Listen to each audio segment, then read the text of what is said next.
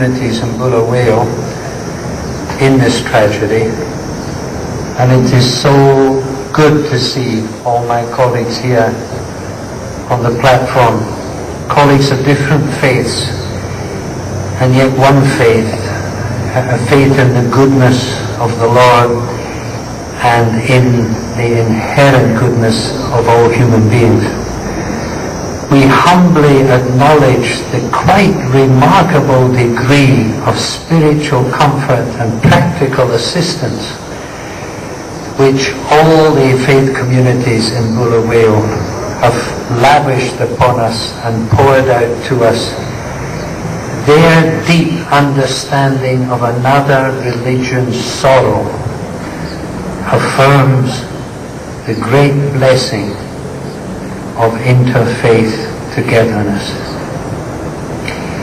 We salute our very own heroes, Rodney Lepar and Raymond Roth. I don't know what it was, the supernatural vision which they saw, but it spurred that act of bravery so that at least we've saved our precious scrolls, the Sifrei Torah, and that unique parochis. I remember it so clearly, donated by a Levite. It shows the Levitical laver pouring out the water for the Kohanim. A parochet which has really antique and a remarkable history, and thank God it has been preserved. The normative teaching of Judaism is that it is the inner spirit which counts, and we don't think much about outer magnificence. If you have 10 Jewish people over the age of bar mitzvah in an empty room, you have a minyan and you can do the whole service. If you only have 9 Jewish men in the most beautiful synagogue in the world, then the service is truncated because you don't have a minyan. And yet, physical interacts with the spiritual. And if ever there was a show where the walls seem to join in the praise of God, walls saturated with decades of prayer, if ever was a show where the structure itself encouraged contemplation of that which is eternal, it is this once beautiful house of God, the Bulawayo show.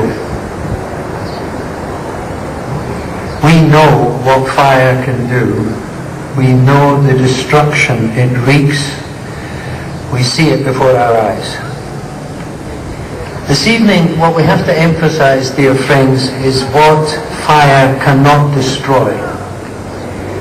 It can never destroy the worthy memories we all have of this holy building and all that it has meant down through the generations.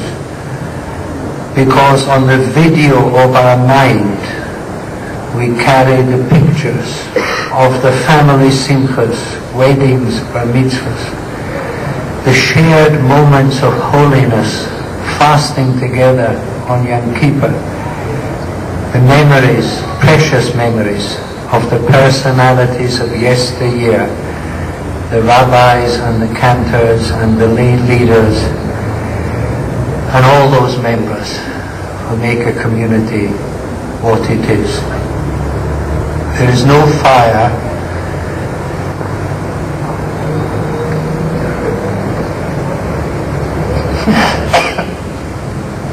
that has the power to burn away those precious memories. And the fire cannot kill our undying love of Jewish tradition.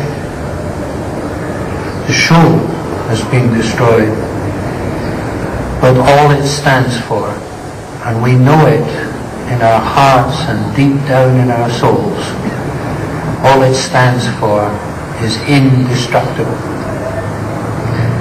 And what fire cannot destroy is the ruach of the wonderful Bulawayo Hebrew community, with its incredible resilience, with its optimism in the face of all difficulties, with its ability to overcome challenge after challenge with which it is faced.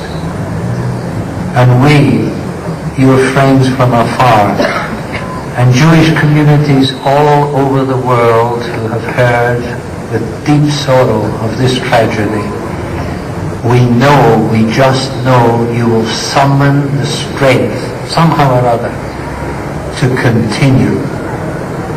Your devoted rabbi, a newcomer who is already doing so well, your dear president and all the stalwarts of the committee and the congregation and the community, you will overcome all problems, because no fire in the world can destroy your ruach, your unique Bulawayan spirit, which is going to carry you on, please God, in the years ahead, so that you will write another worthwhile chapter in the history of this illustrious congregation.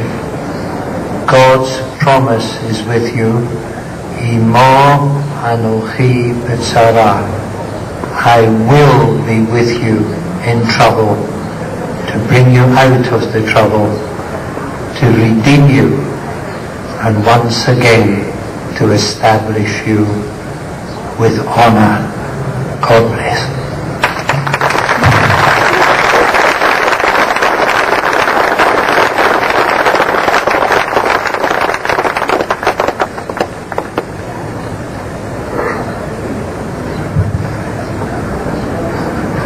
Thank you, Rabbi.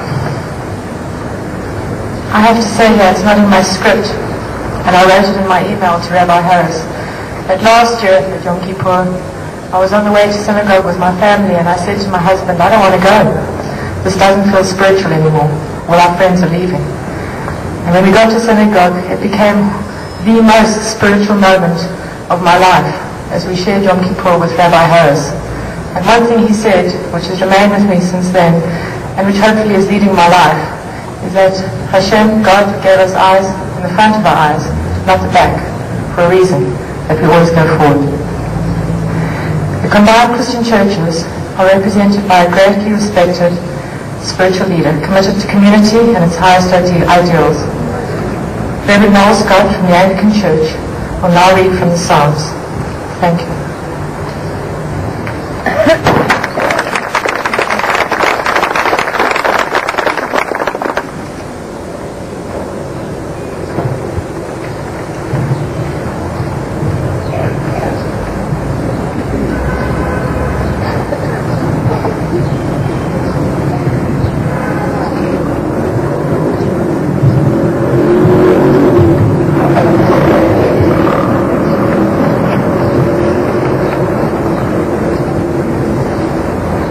Good afternoon, all.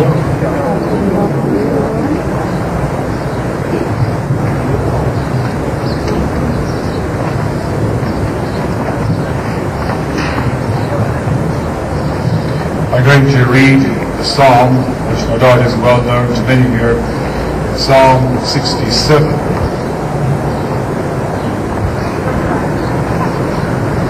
Let God be gracious to us and bless us, make his face shine upon us, that your ways may be known on earth, your liberating power among all nations.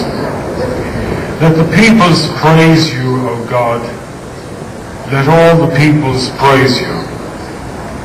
Let the nations be glad and sing, for you judge the peoples with integrity and govern the nations upon earth. Let the peoples praise you, O God. Let all the peoples praise you. Then the earth will yield its fruitfulness, and God